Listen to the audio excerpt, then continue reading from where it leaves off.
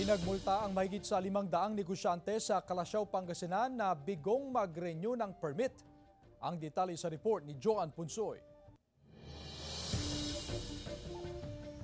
Natapos na noong January 31 ang renewal ng business permit sa Calasiao, Pangasinan. Kaya nagpapatupad na ng automatic penalty ang Municipal Economic Enterprise Office sa mga negosyante na bigong makapag-renew sa itinakdang deadline.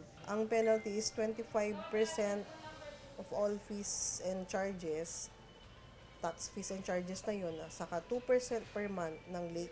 Ongoing naman yung paglilibot namin. Nagumpisa ang renewal ng permit noong January 2 at natapos noong January 20, pero in-extend ito hanggang sa January 31.